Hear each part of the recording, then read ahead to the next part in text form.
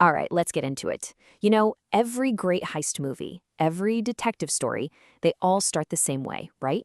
With a plan. And in the world of hacking, that plan starts with a phase that's part detective work, part spycraft. It's the secret first move, the absolute foundation of any hacking attempt, and it's called reconnaissance. So, when you picture a hacker, what do you see? Probably someone hunched over a keyboard, furiously typing code, breaking through a firewall in a shower of green text, right? But that's rarely how it starts. The real first step is way quieter, much more subtle. So, what is the very first thing a hacker actually does? Well, the answer is reconnaissance, sometimes called footprinting. And it's basically the art of gathering every piece of information you possibly can to build a super detailed profile of a target. The whole point is to map out everything: the systems they use, the software they run, the people who work there, and of course, any potential weak spots. And this all happens long before a single line of malicious code ever gets written. Now, this intel gathering basically comes in two main flavors, and I love this analogy. Think of it as the difference between a stakeout and an interrogation. On one side, you've got passive recon. That's the stakeout. You're just watching from a distance, scooping up public info without ever touching the target. Super low risk of getting caught. Then you have active recon. That's the interrogation. You're directly poking and prodding the target's systems, asking questions that could definitely get you noticed. Totally different ballgame with its own risks and rewards.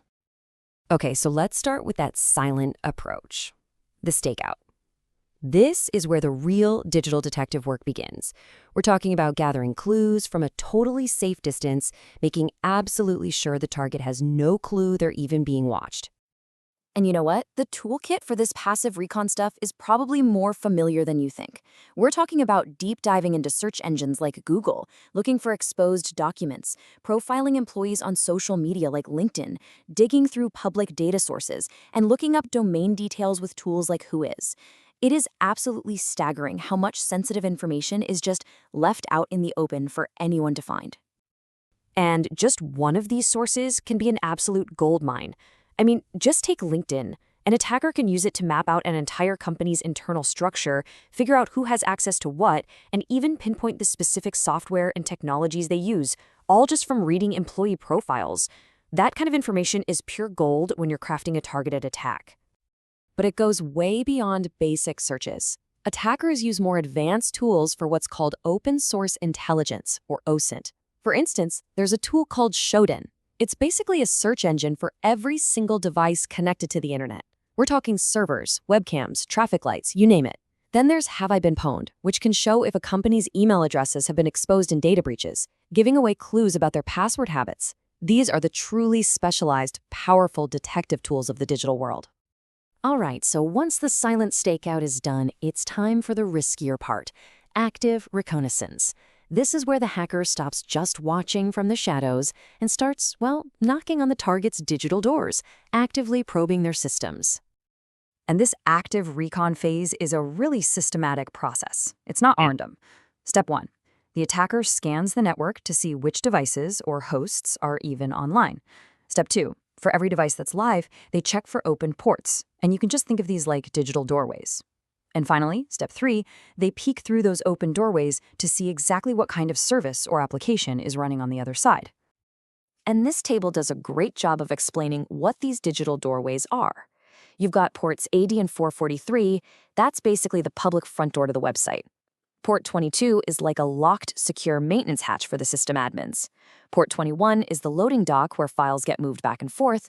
And port 3389, that's the remote control panel for the whole system. Every single one of these open ports reveals a service that could be a potential way in. Now, trying to check all this stuff manually would be, well, impossible, right? So of course, attackers use powerful automated tools. A tool called Nmap is the absolute gold standard for mapping out networks and finding these open ports. And then vulnerability scanners, like Nessus, take it to the next level. They automatically check those services for any known weaknesses. It's literally like giving the detective an advanced scanner that points out all the unlocked doors. So once that big, broad map of the network is drawn, the investigation starts to zoom in. It focuses on the highest value targets, the company's website, and, just as importantly, its people. When it comes to the website, this means digging into its very structure. Attackers will figure out what technology it's built on. Is it WordPress? Is it something else? They'll hunt for hidden pages or admin login panels that aren't meant for the public. They'll even inspect a simple file called robots.txt, which can sometimes accidentally give away juicy clues about the site's layout. But let's be real. Often, the weakest link isn't the technology at all. It's us. It's human nature. This is where social engineering comes in, which basically exploits our instinct to trust people. You've heard of phishing, right? That's using deceptive emails to trick employees into giving up their passwords. And then there's vishing, that's voice phishing, where an attacker actually calls someone, maybe pretends to be from IT, builds a little trust, and manipulates them into spilling sensitive info. And this really gets to the heart of why this stage is so critical. Reconnaissance isn't just a warm-up lap. It is the foundation for the entire attack. The better the intelligence you gather, the higher your chance of success. Seriously, a perfectly executed recon phase can make the final hack almost laughably easy. So, okay, after all this silent spying and active probing, what does the attacker actually have? Well, they've built a complete intelligence file, basically a dossier on their target. And that dossier combines everything we've talked about. It's got the network map, the exact versions of software they're running, personal data on key employees, a checklist of potential vulnerabilities. It might even have clues about their internal security policies. It's not just a collection of facts, it's a complete battle plan that shows them exactly where, when, and how to strike. So if there's one thing to take away from all this, it's this. Hacking isn't about that one magic I'm in moment. It's about meticulous, patient, and clever intelligence gathering. The bottom line is simple. The better the reconnaissance, the easier the hack. And that really leaves us with one final thought, doesn't it?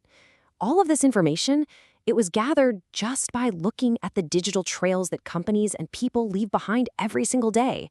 So it kind of makes you stop and think, what does your digital footprint reveal?